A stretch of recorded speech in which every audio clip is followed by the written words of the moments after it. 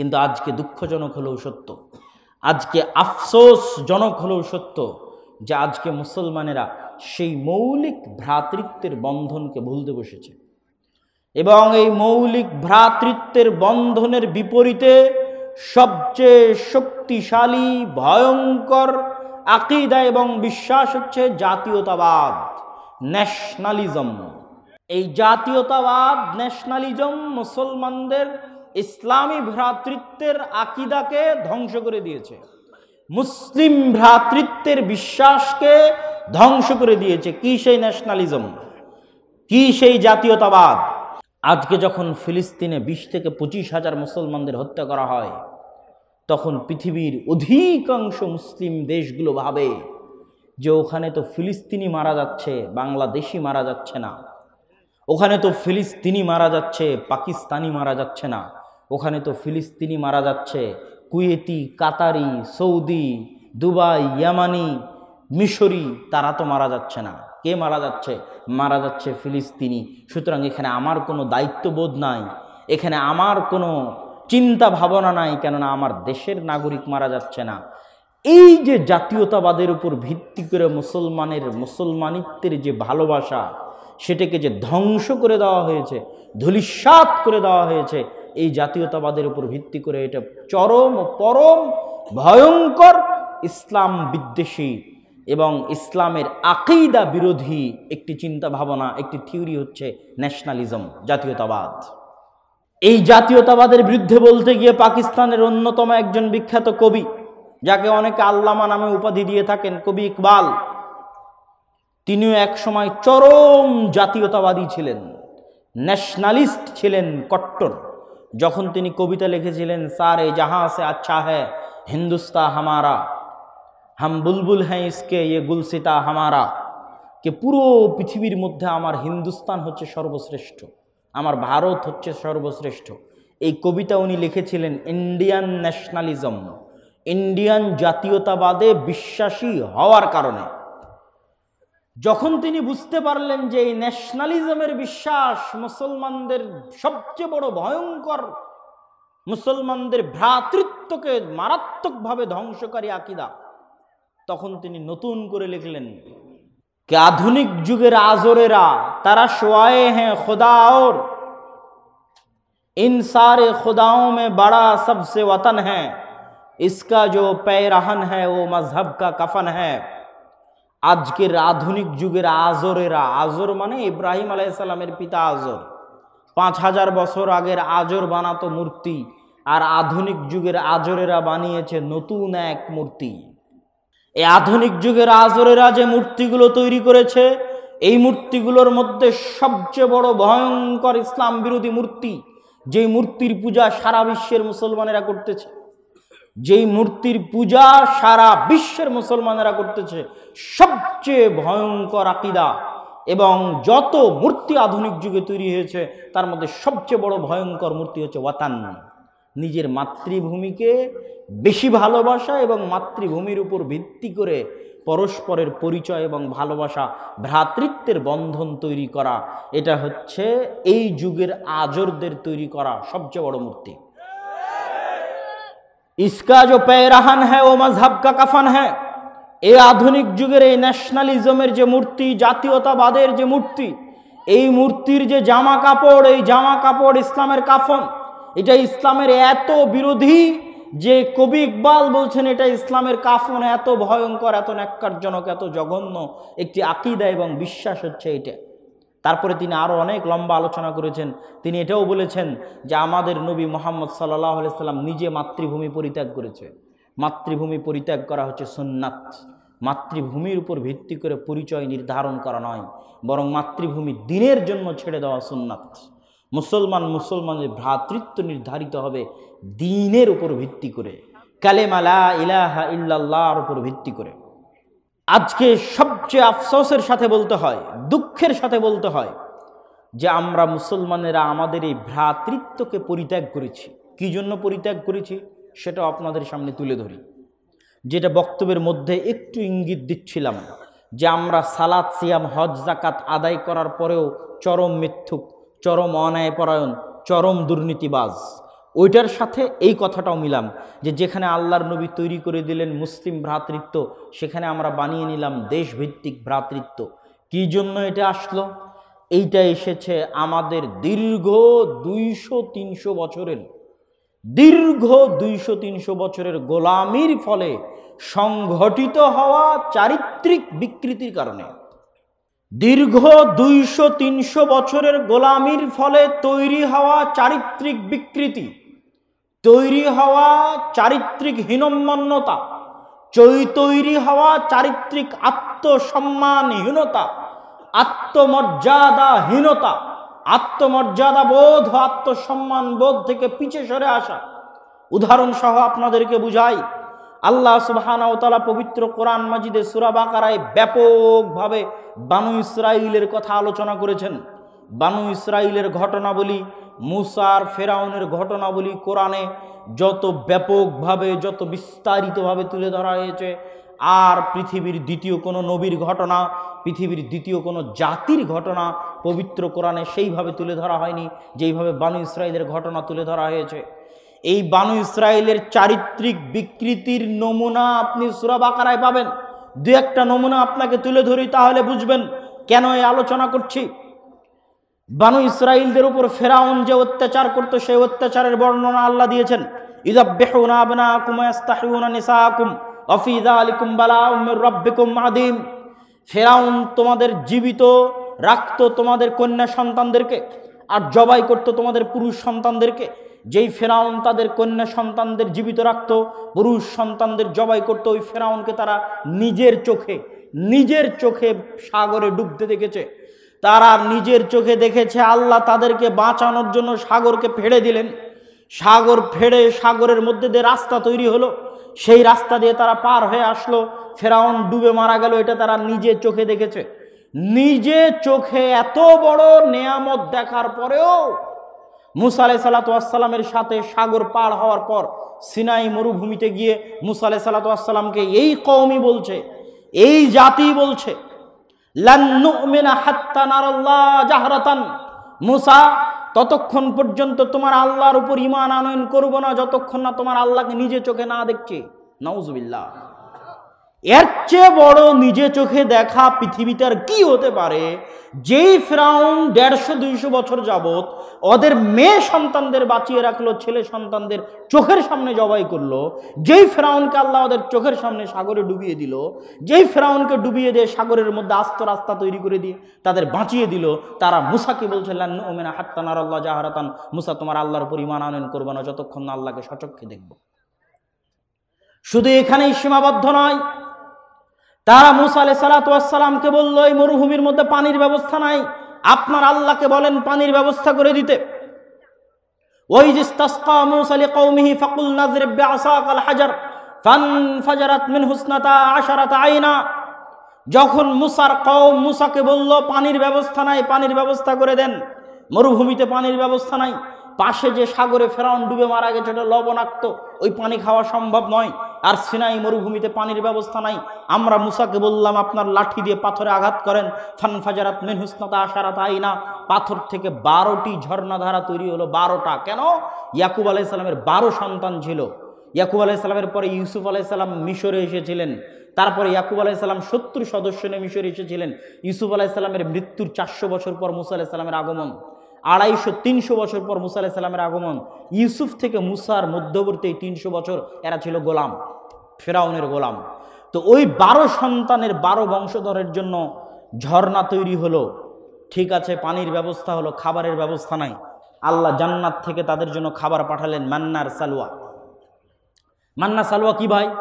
আজকের আধুনিক যুগের সবচেয়ে দামি মাশরুম, যেটার 1 কেজির দাম বাংলাদেশি টাকায় 5 লক্ষ থেকে 4 লক্ষ টাকা। 1 কেজি মাশরুমের দাম বর্তমান পৃথিবীর সবচেয়ে দামি মাশরুম, সেটা হচ্ছে মান্না সালওয়া। আর এক ধরনের পাখি আসতো আসমান থেকে, তাদের গাছে বসতো, ওই পাখিকে তারা জবাই করে খেত।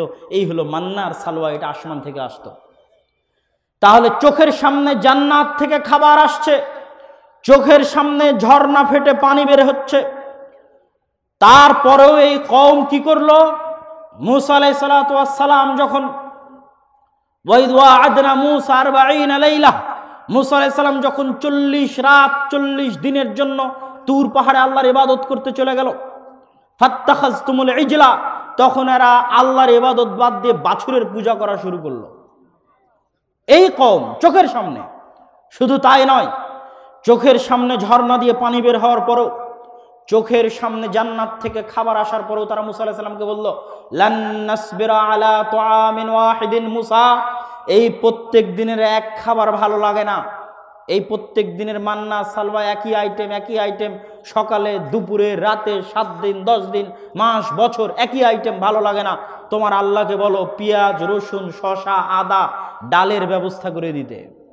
আল্লাহ সুবহানাহু ওয়া তাআলা বললেন, যদি তোমাদের পেঁয়াজ রসুন আদা ডালের দরকার হয় তাহলে পাশেই পবিত্র ভূমি আছে, আল আরদুল মুকাদ্দাসা আল্লাতী কাতাবাল্লাহু লাকুম, পাশেই পবিত্র ভূমি আছে যেটা আল্লাহ তোমাদের জন্য রেখেছে, যাও যুদ্ধ করে বিজয় করো। ওইটা খুবই উর্বর জমি, যা চাষ করবা তাই হবে। সিনাই মরুভূমিতে কিছু হবে না। সিনাই মরুভূমি পার হলে ফিলিস্তিন, সিনাই মরুভূমি পার হলে জেরুজালেম, যা লাগাবেন তাই হবে, অনেক উর্বর জমি, সেখানে যাও। তারা উত্তরে কি বলল, ইযহাব আনতা ওয়া রাব্বুকা ফাকাতিলা, মুসা আপনি আর আপনার আল্লাহ গিয়ে যুদ্ধ করেন, আমরা এখানে বসে থাকবো, আপনারা যুদ্ধ করে যেদিন বিজয়ী হবেন সেই দিন আমরা আসবো।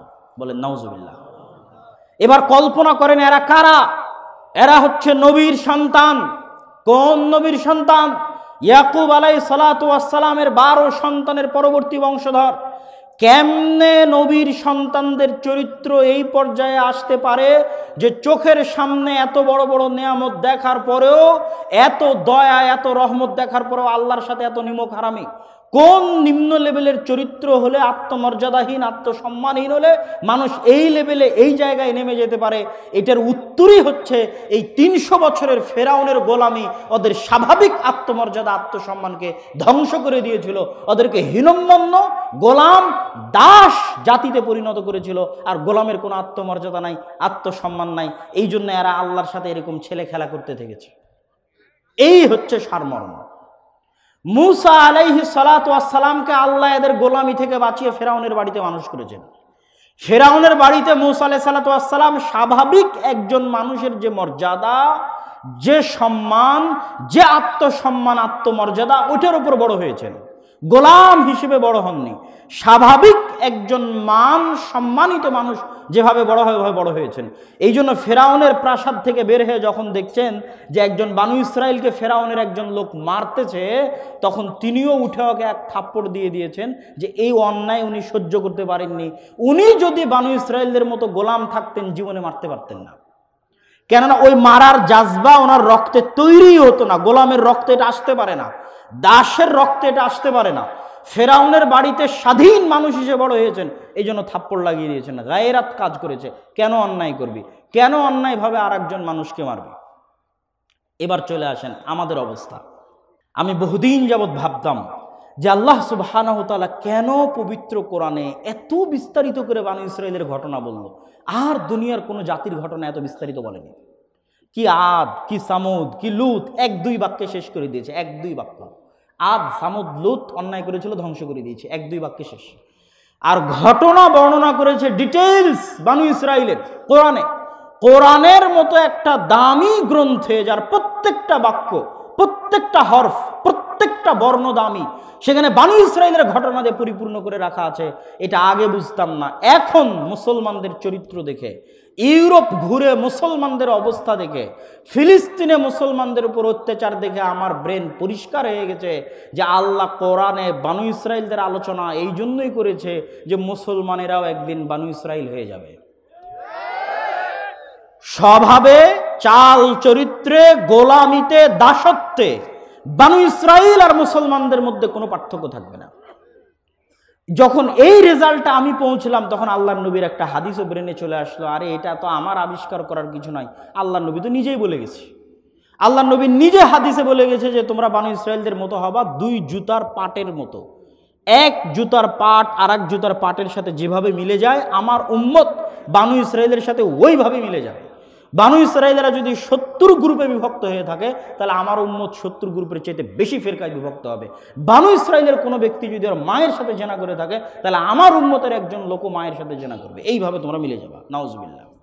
তো এটা আমার নতুন করে বের করার কিছু নাই।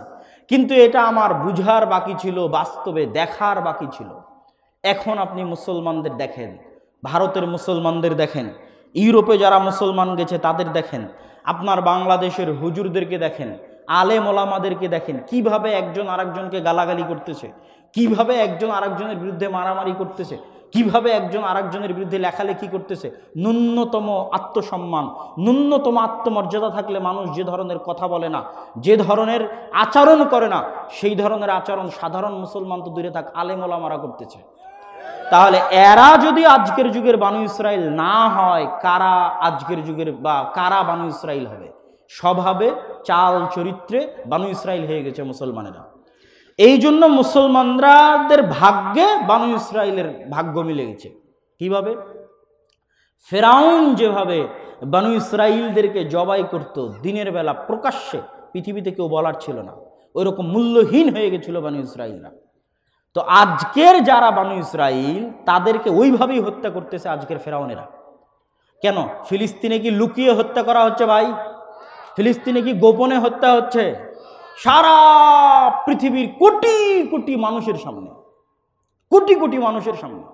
গতকাল ফিলিস্তিনি একজন তরুণী তার ভিডিও দিয়েছে, যে তারা আগে ভিডিও দিত ভাই বোন মিলে, ভাই বোন মিলে ভিডিও দিত, বাপের সাথেও ভিডিও দিয়েছে, আর এখন ভিডিও দিয়ে বলতেছে এই যে এটা আমার ভাইয়ের কবর, আমার ভাই মরে গেছে, যে ভাই আমার সাথে আপনাদেরকে ভিডিও দিত। এই যে এটা আমার বাপের কবর, আমার বাপ মারা গেছে, যে বাপও আপনাদেরকে ভিডিও দিত। দুনিয়ার মানুষকে সম্বোধন করতেছে যে এই যে দেখেন ফিলিস্তিনের এই অবস্থা, এই যে কারেন্ট নাই, এই যে পানি নাই, এই যে বিদ্যুৎ নাই, এই যে খাবার নাই, এই যে আমাদেরকে হত্যা করা হচ্ছে, এই যে আমার ভাইকে মেরে ফেলে দিল, এই যে আমার বাপকে মেরে ফেলে দিল, এই যে আমার বোনকে মেরে ফেলে দিল। লক্ষ লক্ষ মানুষ দেখতেছে, সারা বিশ্বের মুসলমানেরা দেখতেছে, মুসলিম দেশগুলো দেখতেছে, সারা বিশ্বের কাফের মুশরিকেরা দেখতেছে, ইহুদি খ্রিস্টানেরা দেখতেছে, বিবিসিতে দেখতেছে, আল জাজিরাতে দেখতেছে, কিন্তু কথা বলার কেউ নাই। তাহলে আমরা যদি ওই যুগের বানু ইসরাইল না হইতে, এর চেয়ে বড় উদাহরণ কি নেবেন?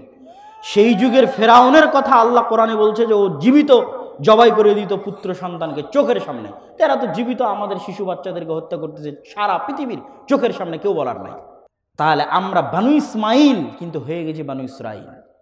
কেন? আমাদের স্বভাব চরিত্র, চাল চরিত্রের কারণে আল্লাহ বানিয়ে দিয়েছে।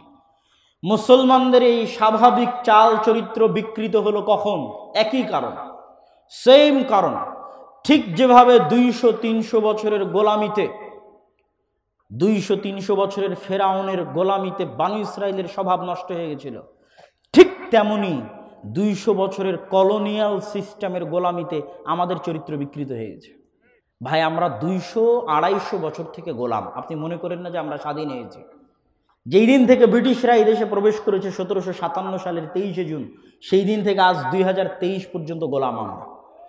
তাহলে কতদিনের গোলামি? প্রায় 200 থেকে 250 বছরের গোলামি। তো ওই 1757-র 23শে জুনে যে মুসলমানেরা এই দেশে বসবাস করত, ওর আত্মমর্যাদা ছিল, ওর আত্মসম্মান ছিল, ওর দাপট ছিল, ওর ক্ষমতা ছিল, ওর সাহস ছিল, আর আমানতদারিতা ছিল, ন্যায়পরায়ণতা ছিল। আর 300 বছরের গোলামে আমাদের স্বভাব এত খারাপ হয়ে গেছে যে হুজুরে হুজুরে মারামারি লেগে যাবে, স্টেজে মারামারি লেগে যাবে, স্টেজে যদি মারামারি লাগিয়ে দেন তো মারামারি লেগে যাবে। এই হচ্ছে আমাদের স্বাভাবিক চরিত্রের বিকৃতি গোলামির কারণে। এটা একটা উদাহরণ দিলাম। আর কবি ইকবালের ওই বাক্য তো আছেই যে সবক ফিরসে পড়, আদালত কা, সাদাকত কা, সুজাআত কা। এ মুসলমানেরা, তোমরা নতুন করে সত্যবাদিতা শিখো, যেই সত্যবাদিতা তোমাদের নবীর জন্মগত বৈশিষ্ট্য ছিল। তোমরা নতুন করে ন্যায়পরায়ণতা শিখো, যেই ন্যায়পরায়ণতা তোমাদের নবী হওয়ার আগে জন্মগত ন্যায়পরায়ণ ছিল। তোমরা নতুন করে আমানতদারিতা শিখো, তোমাদের নবী জন্মগত আমানতদার ছিলেন। তোমরা নতুন করে সাহসিকতা শিখো, তোমাদের নবী জন্মগত সাহসী ছিলেন। আর তোমাদের সালাত সিয়াম হজ যাকাত থাকার পরেও তোমরা মিথ্যুক, তোমরা দুর্নীতিবাজ, তোমরা চরম অন্যায়পরায়ণ। এই জন্য আল্লাহ তোমাদেরকে গোলাম বানিয়ে দিয়েছে। তোমরা নতুন করে সত্যবাদিতা আমানতদারিতা শিখো, আল্লাহ তোমাদেরকে পুনরায় দুনিয়ার নেতৃত্ব দিয়ে দিবেন। আপনি যান, এই 3টে জিনিস পরীক্ষা করেন। একটা মসজিদ ধরেন, মসজিদ কমিটি ধরেন, মসজিদের ইমাম মুয়াজ্জিন ধরেন, ওই মসজিদে সালাত আছে, সিয়াম আছে, জাকাত আছে, মসজিদের মুসল্লি হজ করে এসেছে, কি নাই? সত্যবাদিতা নাই, আমানতদারিতা নাই, ন্যায় পরায়ণতা নাই। হয় কমিটি ইমামের উপর জুলুম করছে, না হয় ইমাম মুয়াজ্জিনের উপর জুলুম করছে, না হয় কেউ কারো নামে সত্য মিথ্যা কথা বলছে, না হয় কেউ টাকা মেরে নিয়ে আমানতদারিতার খেয়ানত করতেছে। মাদ্রাসায় যান, মাদ্রাসায় গিয়ে মাপেন, সালাত আছে, সিয়াম আছে, হজ আছে, জাকাত আছে, কি নাই? আমানতদারিতা নাই, ন্যায় পরায়ণতা নাই, সত্যবাদিতা নাই। ইসলামী দলে যান, ইসলামী সংগঠনে যান, কি আহলে হাদিস, কি সালাফি, কি নন আহলে হাদিস, কি হানাফি, ইসলামী দল সংগঠনে যান, গিয়ে দেখেন সালাত, সিয়াম, হজ, জাকাত আছে, কি নাই? আমানতদারিতা নাই, ন্যায় পরায়ণতা নাই, সত্যবাদিতা নাই, সাহসিকতা নাই, চামচামি আছে, চাটুকারি আছে, দুর্নীতি পরায়ণতা আছে, মিথ্যাবাদিতা আছে, অসাহসিকতা আছে। এদেরকে দিয়ে কোনোদিন পৃথিবী বিজয় হবে না। গোলাম ইবনু গোলাম, দাসের ছেলে দাস, এভাবে গোলামি করে পার হয়ে যাবে। এই চারিত্রিক বিকৃতি গোলামি থেকে এসেছে। আমাদের স্বাভাবিক চরিত্র এরকম ছিল না।